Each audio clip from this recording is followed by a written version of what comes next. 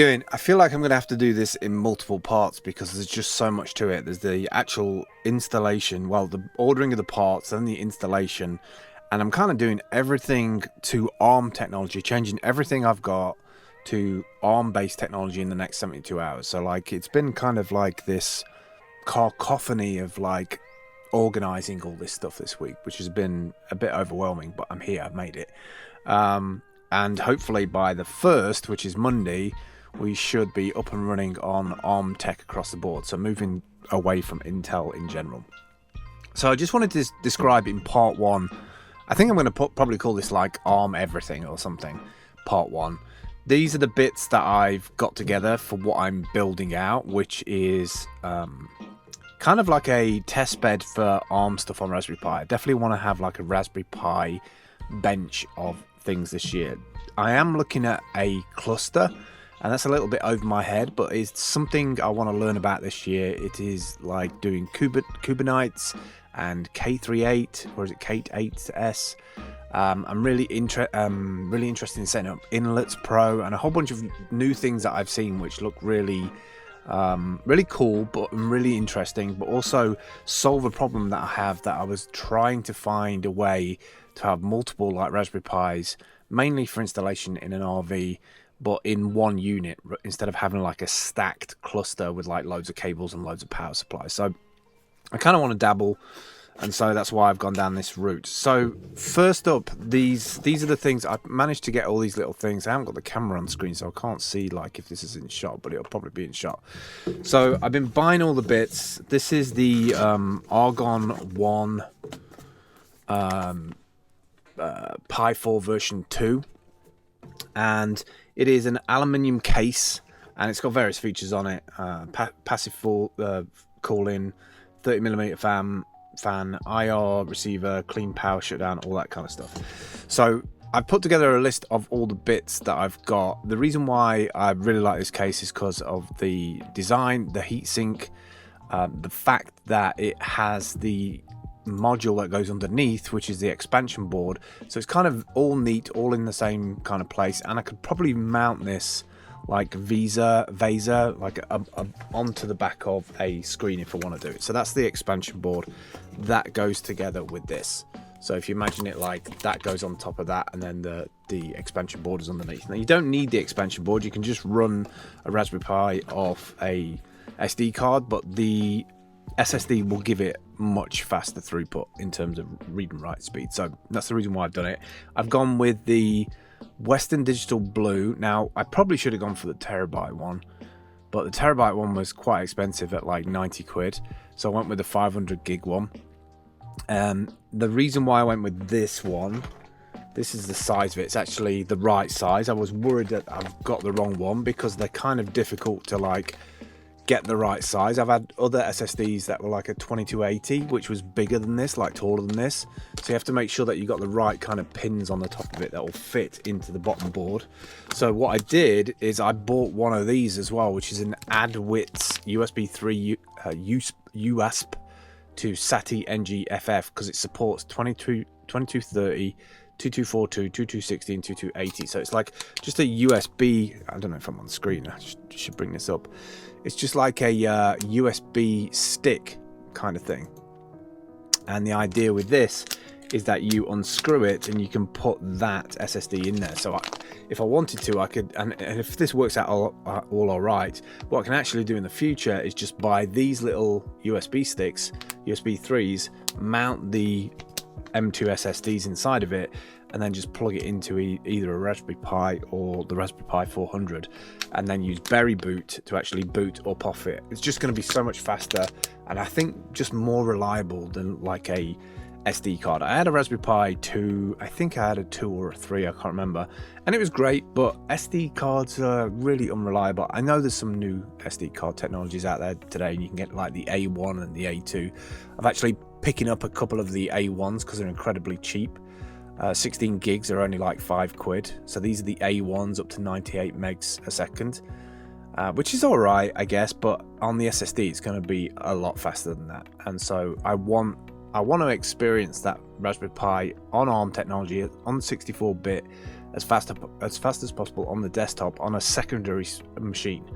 And what I'll do is on the streaming machine, I will bring in that using something like one of these. These are incredibly cheap as well.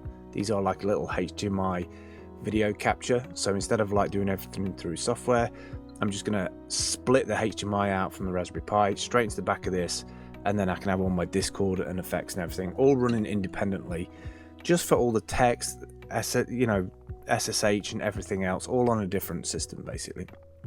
So I've been playing around with this week, which is Berry Boot, which is like a bootloader, but it also allows you to put multiple operating systems on. So you still have to boot up off the SD, but you're only booting up off the SD to actually get this kind of boot menu loaded, and then it will boot off whatever you plug into it. So like a USB stick, or you could use this this little USB thing with the SSD drive in there, and then I can just keep on adding those. I realized that I could also keep buying these bottom bits, the extension SATAs, and all I have to do is unplug the USB 3 connector on the back, like there's like a doubler, and then I can just slot in something underneath. So you're probably thinking, what are you using this for? What is it all for? Well, first of all, I want to be able to run multiple operating systems, so have a backup system, and also run some really cool Raspberry Pi stuff that I've seen out there. The first one is Umbrella.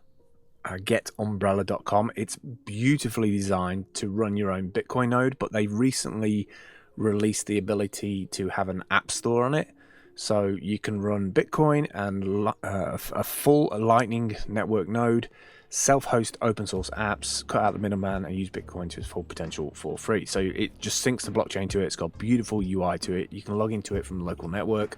So that will become part of my live stream eventually as well, because I'll be able to bring that in from the Raspberry Pi, from the node, through either a KVM or a switcher panel, and I can do all my sort of Lightning payments and things like that. So that's kind of cool. There's a whole bunch of like add-on wallets and stuff. So I occasionally use Blue Wallet, but I can connect my ledger to it. And it's fairly straightforward. Like I say, I only got the 500 gig drive, so a 1 terabyte drive is probably going to be better, because I think Bitcoin Core is probably about 300 or 400 gigs anyway. So I'm going to be touching like the limits of that drive, but I got the cheaper one because of cost, really. You can run this in a virtual machine if you wanted to, which is pretty cool. But I want to run on a dedicated machine, so it's standalone. I'm also grabbing the 64-bit version of Ubuntu server. I did try that Ubuntu desktop on the Raspberry Pi 400, this little bad boy. This works great, by the way. I haven't tried it with SSD yet. I think with a fast USB 3.1, I've heard that the Cruiser Pros are incredibly fast. Again, they're expensive right now, but when the price comes down in the next 3-6 months, then probably worth moving on that. And the best thing about that, I can just take the plug out and put that whole thing in my backpack and travel with that. And then all I have to do is connect the mouse that comes with it. There's like a Raspberry Pi mouse that comes in the box. Sorry for the noise. And connect it to HDMI, and off you go. You got like a portable ARM 64-bit desktop that you can use for basic stuff. It's not going to help with video editing or live streaming. Although I did try and compile OBS from source, which was kind of a mission, because it's ARM64, but most of the binaries and the kernel headers are all in, like, they're all ARM64. They're not in was it ARM64? I can't remember which way around it was now, but they weren't the libraries that I needed, and I tried to compile it from source, and I had all kinds of problems because it's Ubuntu 64-bit, but it uses different headers, and I just couldn't get it to work. I probably could get it to work if I spent a bit of time, but I spent already like 3 or 4 hours on it this week, and I actually think it wouldn't be that fast on it, even though it's got like a better heat sinks all the way across this board. Is like effectively a heat sink. And I boosted it to 2 gigahertz from the 1.8 overclocked, and it was no problem at all. Like, the heat was not an issue, the speed was not an issue. App Store's really, really nice on Ubuntu as well. I'll definitely be using this as a standalone unit. I don't think I'll be using it as a Kodi box because you've got the screen. I think it'll be perfect as a standalone like blogging machine. So just like boot up and you're inside of your like blogging environment. And then the final thing I'm grabbing is Libra Elect, which is like Kodi, which is like a media player. I used to use this on my old Raspberry Pi. I'm not sure where my old Raspberry Pi is, somewhere knocking about, you know, a little transparent box. But that was great, and so I'm thinking that I could probably run these on multiple OSs on the same drive using Berry Boot. There is a instruction set for adding your own custom operating systems, but you have to do these things called Kpart X and MK Squash FS, which I've never done Squash FS before, so I need to learn how to do that. But it's basically taking the ISO or the image that you get downloaded, so like Libra Elect has got one, and then adding operating systems to that menu. And I presume I can boot them, I can put them on actually USB 3 sticks, so I can have independent sticks and then just swap and change as I want to boot up onto different things. So I'm going to build all this stuff together now, and then I'll let you know in part 2 how I get on with installation and things that I run into. I've already started to make notes of what happened on the Raspberry Pi 400 this week. I'm basically changing everything to ARM technology, going that way. Looking forward to playing around with M1 technology in Feb, and yeah, I'm just glad it's all coming together. It just took a bit of time to get everything in the right place, but I'll be formatting and probably selling this Mac, or I might even install something on it. I might try and run a Raspberry Pi desktop on this, because I know there is a specific Mac version that you can run. So it's a fully usable machine. It just needs it needs an OS that is a little bit more lightweight, I think. All right, that's it for me today. I'll catch up with you next week with part 2, and we'll tell you about all my adventures of M1 technology and ARM technology in general. I put all the links to everything that I was getting off Amazon below in the description, and if you have any questions about this stuff, or Raspberry Pi stuff that you're doing, or things that you found to make things easier, do drop them in the comments, and I'll let you know how I get on with all of this stuff. All right, I'll catch you soon. Take care. Bye.